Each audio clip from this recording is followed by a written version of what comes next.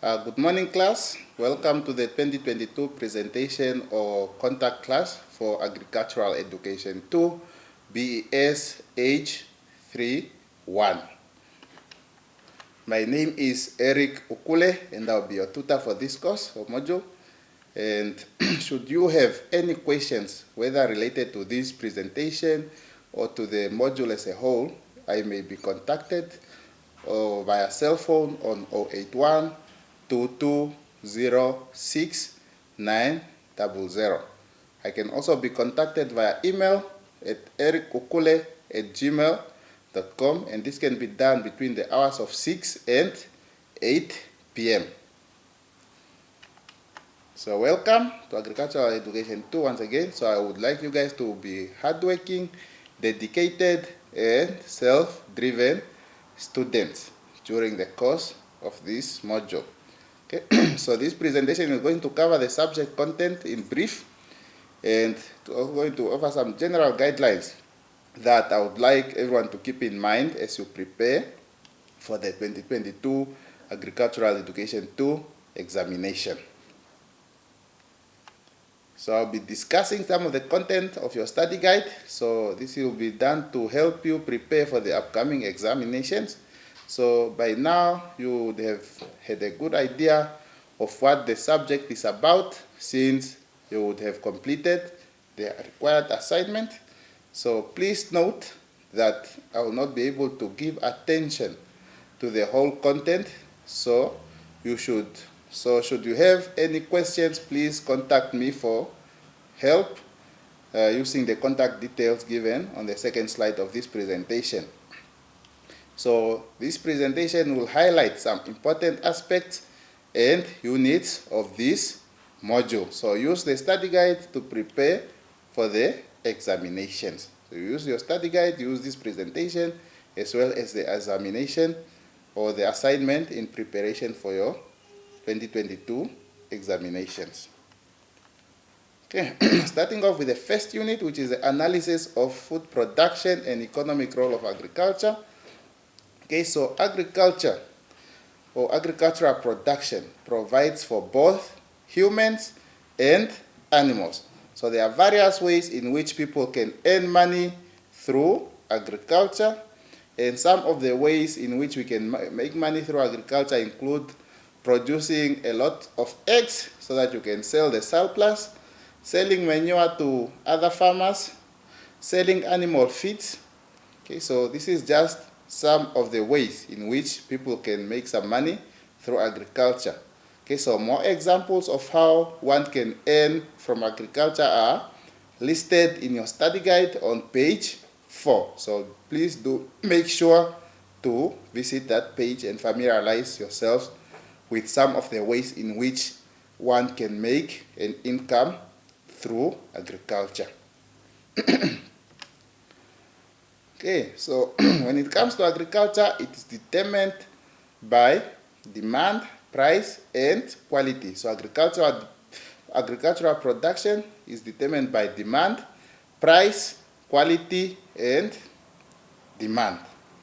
Okay, so in short, the demand for food only exists when the consumer has the buying power to purchase the food. Okay, so if the consumer has no money to buy food, although he or she is hungry, then there is no demand for that particular food because they cannot afford it in the first place. So if the price is high and the consumer cannot afford it, then there is also no demand. Okay, so if the quality of the food is also bad, there is also no demand, since the consumers will have no desire to buy that food. Although this particular consumer might have the resources to buy the food, if it's not desirable to them, then there is no demand. Okay, so this impacts now negatively on production, and farmers will not continue to produce food that has no market. So if there is no demand, then there is no point in engaging in agricultural production. So if there is no demand, then that means there is no business for the farmers. Okay, so what I've given on this slide is very brief. So go to your study guide and read up on all these details, and this is located on page 5 to 6 of your study guide. Okay, so agricultural production. Now we have produced our food. How do we ensure that we consume them at a later stage? Okay, so this is where food preservation comes in. Okay, so from Agricultural Education 1, you should be familiar with what food preservation is by now. Okay, so methods of food preservation. So as highlighted in Agricultural Education 1, food is preserved in order to reasonably extend its shelf life. Okay, and we preserve foods by sun roasting, dehydration, and seasoning. Can be preserved through canning, through fermentation, through cooling, through pasteurization, through desiccation and pulverization, as well as through chilling. Okay, however, what I've given here is just a list of the ways in which food can be preserved. So there's a need for you to study these different preservation methods in more detail as discussed on page 8 until page 11 of your study guide. Okay, so moving on to the next topic, which is the aspects of production in agriculture. Okay, so this is where the issues of population come up. So the effects of population growth on the size of cultivated or arable land. Okay, the world population keeps increasing each year. So, and it is projected that by the year 2025, the world population will be in the region of 8.5 billion. Okay, so the expanding population will increase demands on agricultural land, to increase demands on water, energy, and natural resources. Okay, so needless to say, the use and consumption of these resources has a negative impact on the global environment. How are we generating our energy? Are we using fossil fuels? So these things have a negative impact on the global environment. Okay, so it's also proven, or it's a proven fact that when the population grows, pressure to force marginal lands into production also increases. Okay, so as the population is growing, then there's also that increased pressure to use marginal lands for production. So however, land is an infinite and scarce commodity. Everyone wants land, but it's not available. Okay, so lands with fragile soils and poor water resources suffer and produce less and less raw materials per unit area and time for the food and non-food industries. So rapidly rising populations are driving a rising demand for meat and other animal products in many developing countries. Okay, so how does now water pollution affect agricultural production? Okay, so water pollution is described as the contamination of water bodies such as our lakes, rivers, dams, oceans, boreholes, and wells by chemicals, which may be pesticides, which may be herbicides, or heavy minerals from mineral operations. Okay, so the effect of water pollution on land depends on the nature of the pollutant. Okay, so you have some lethal toxins such as AMD that increase their concentrations to toxic levels over time. Okay, so such contaminations can be harmful to the land as they do not break down easily. Okay, so they will be out there in the environment for years and years because they do not break down easily. And more on this, on how water pollution affects agricultural production, is discussed in more details on pages 23 to 24 of your study guide. So please do make sure to visit those pages. Okay, so the effects of land and water pollution on agribusiness. Once again, this is discussed in more details on page 25 to 26 of your study guide. So effects of pollution can be short or long term. Okay, so the severity depends upon the concentration as well as period of exposure. Has it been happening over a large span of time, or was it just a once-off thing? So period of exposure as well as the concentration of the pollutant.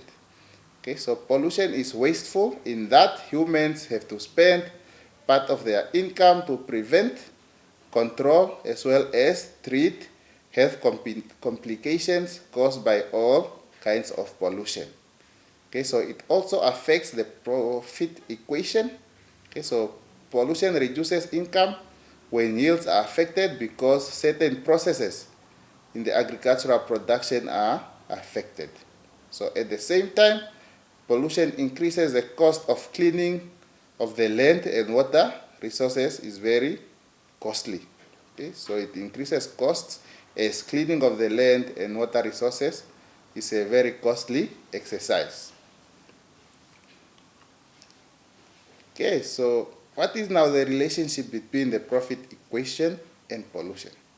Okay, so the aim of any business, whether it's an agricultural business, is to make money by maximizing income and minimizing costs.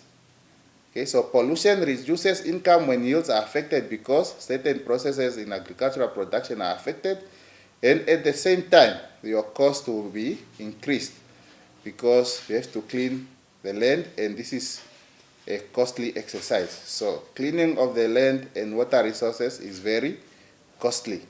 Okay.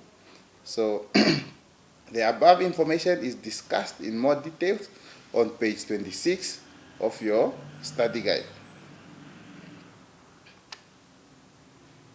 Okay, so continuing with the aspects of production in agriculture, continue with the use of modern tools and machinery in order to improve agricultural production. So agricultural production can be improved by proper usage of modern tools and machinery, especially minimal tillage operations.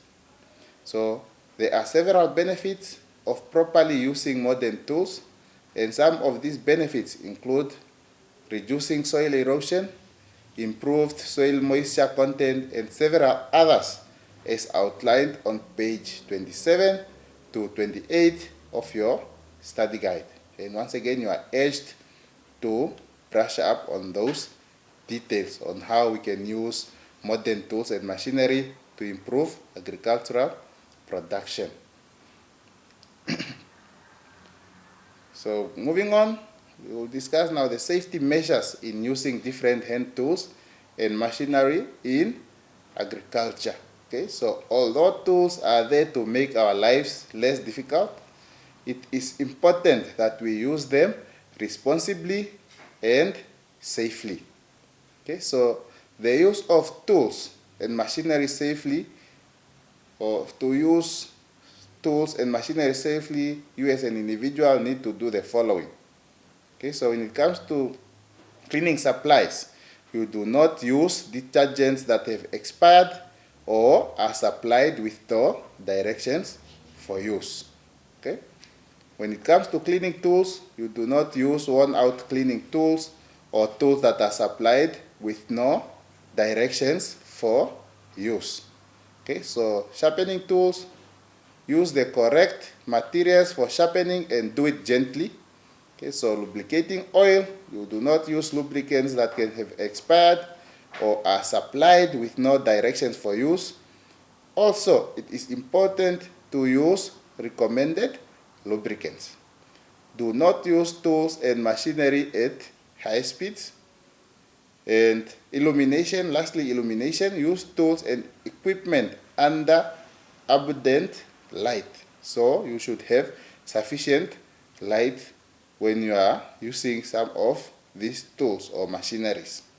Okay, so these are some of the safety features that one should consider when they have to use these tools or machineries in a way that is safe and responsible. Okay, so moving on to the next unit, which is on the vegetable production and marketing. So we start off by defining what a vegetable is, it's defined here that it's a plant or part of a plant that is used as food. Okay, it's normally eaten by us humans as an accompaniment to meat or fish. Okay, so when choosing now a site for a vegetable garden, because we have seen over the years people are being asked to engage in backyard farming, etc. So how do you now choose the site for your vegetable garden? It is important to consider the following requirements when you are trying to choose a proper location for your vegetable garden. So you should consider the following requirements, which are sunlight, water and drainage, soil, chemical composition, as well as adequate security and accessibility. Okay, so you should now study the above requirements in detail and get familiar with their descriptions as outlined on pages 47 to 49 of your study guide. So how do we now take care of plants and vegetables? So taking care of your garden requires several operations in order to guarantee optimum yields. Some of the things to be considered in taking care of vegetables are general outlook of your garden, staking of vegetables, watering of your vegetable garden, preparing your garden for winter, weeding, mulching, etc. Okay, all these points are discussed in more details on page 60 to 61 of your study guide. So once again, you are implored to visit those pages and get familiar with how one should take care of their vegetables. So when it comes to vegetables, there are several diseases that our veggies are susceptible to. Okay, so this includes damping off, alfalfa mosaic, downy mildew, as well as early blight. So it is important that you familiarize yourself with the above diseases, and these are in your study guide on page 62. Okay, so your study guide on page 62 sheds more light on these diseases. How do they come about? How can we control them? All those issues are discussed on page 62 of your study guide, so please do visit that page and get familiar with them. Okay, now we've produced our vegetables. How do we market our vegetables? Okay, so when farmers want to market their vegetables, they need to look at the following factors. Okay, so the distance, infrastructure, site of orders, as well as contracts. How far are you from the market?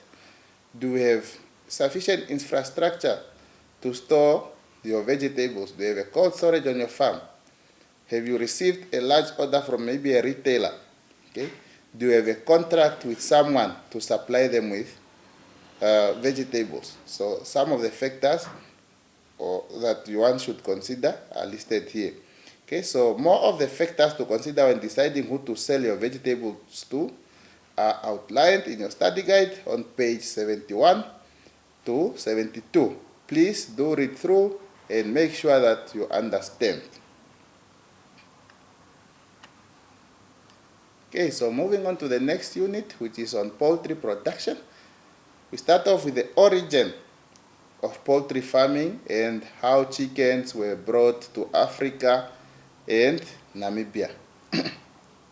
So the common poultry breeds available in Namibia can be divided into three groups. So we have multi-purpose indigenous chicken, we have the adapted crosses, we also have the commercial breeds, either for meat or eggs production. So comparing now these different types of poultry breeds. So the three types of poultry breeds that are found in Namibia, we have one, indigenous chicken breeds, which normally has lower growth rate and mature body weight. Then you have also the exotic chicken breeds, which are reared on a commercial basis with expensive protein supplementation. Then lastly, you also have cross breeds, or sometimes known as locally adapted breeds. Okay, so why should we now keep chicken? Or what is the importance of keeping chicken? Okay, so one, they act as a ready source of income for smallholder farmers to pay for fees, to pay for their medication, amongst other cash needs. Okay, so chickens can be a means of providing cheap proteins. They also contribute to grassland system by dispensing grass. Okay, so these are not the only reasons why it is important to keep chickens. So more reasons for keeping chickens are highlighted in your study guide on pages 87 to 88. So please do study those reasons or why it's important to keep chickens. Okay, so moving on to chicken feeding. Okay, so feeding chickens, the type of feed that you should give to chickens depends on the reason you are keeping chickens as well as their age. Are they 2 weeks old? Are you keeping these chickens for meat or for egg production? Okay, so the type of feed that you administer or you give to your chickens depend on the reason you are keeping the chicken as well as their age, because different age groups have different nutritional requirements. Okay? So for egg production, you start with a chick starter mash or chick pellets or chick crumbs. Then you move on to the growers mash or growers pellets. Then there is the layers mash or pellets. Okay, so it's important that you study the components in details as outlined in your study guide on pages 88 until 90. Okay, so how do you feed your chickens now? That's what you have determined that my 2-week-old chicks need this type of feed. Okay, how do you feed them? So there are several ways. One, you spread the feed on the ground, putting feed into cleaning feeding pens or clean feeding pens.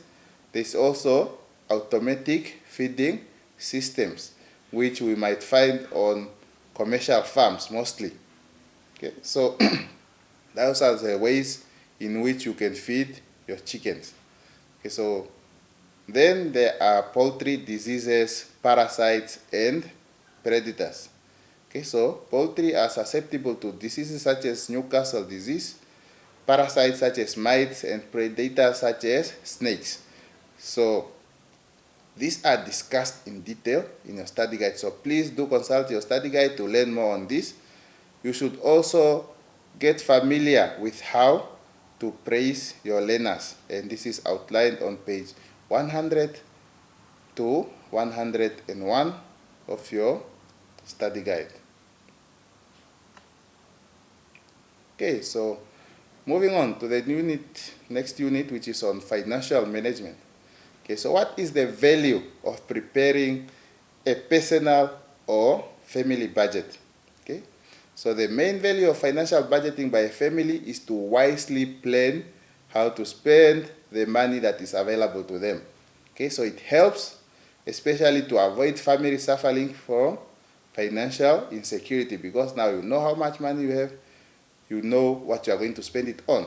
Okay, so more on the values of preparing a personal budget or a family budget, or those details are given on page 108 of your study guide. So please do visit that page and familiarize yourself with some of the values of preparing a personal or a family budget. Okay, so once now you are at that stage of preparing a budget, so when compiling a budget, you should highlight the following features, or your budget should at least comprise of the following factors. Okay? So the amount of money required for labor and materials. Okay? So how much money do you need for labor purposes as well as for purchasing of materials? That should come out in your budget. Okay? So if it's a new business, what is the total startup cost, or how much seed money do you require? Okay, what is the cost of your operations? Okay, all these things should come out in your budget. The revenues necessary to break even in the business. You should also have a realistic estimate of expected profits. Okay, so when compiling a budget, you should highlight those aspects. Okay, so continuing with financial management. Okay, so why is it a good practice to keep financial documents and records?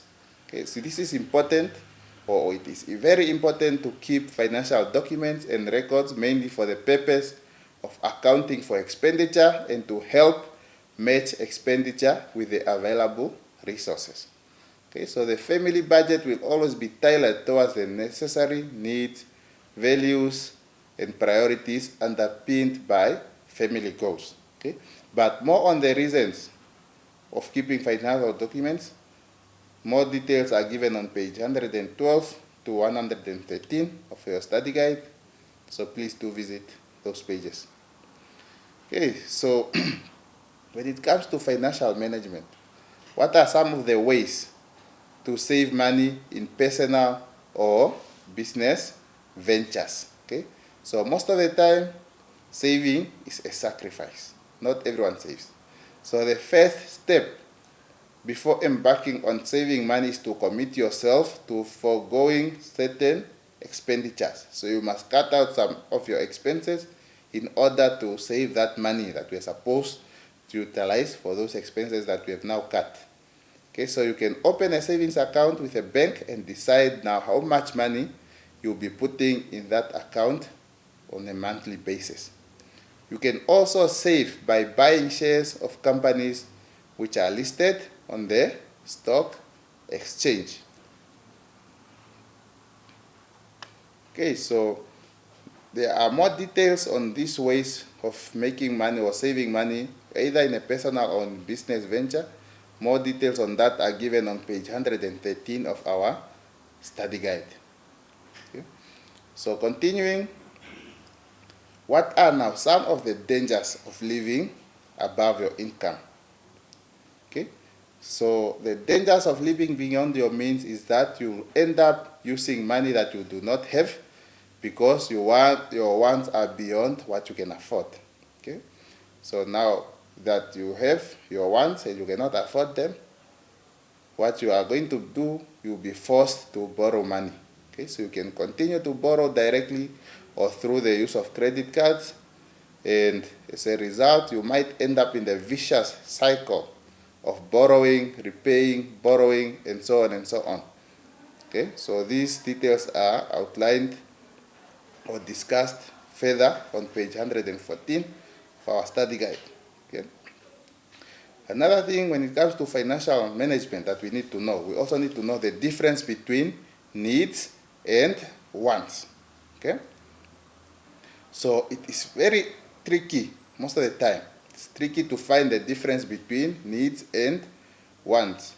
But as a general rule, a need is a must-have, while a want is and I want to have it. So if you need something, that means it is necessary and sometimes compulsory to have it.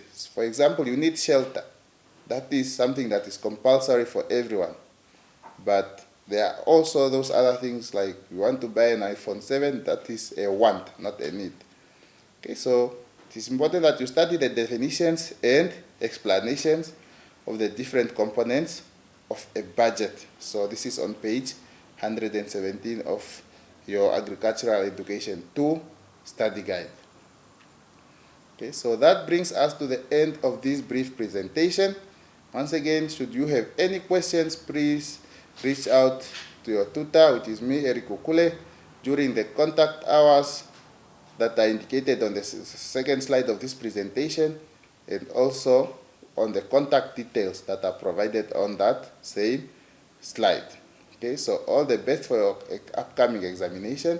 So the tools that will be given to prepare for such examination, you would have this presentation, you need to consult your study guide, and also you have the assignment that is also designed to prepare you for the examination. So all the best for your examination, and thank you.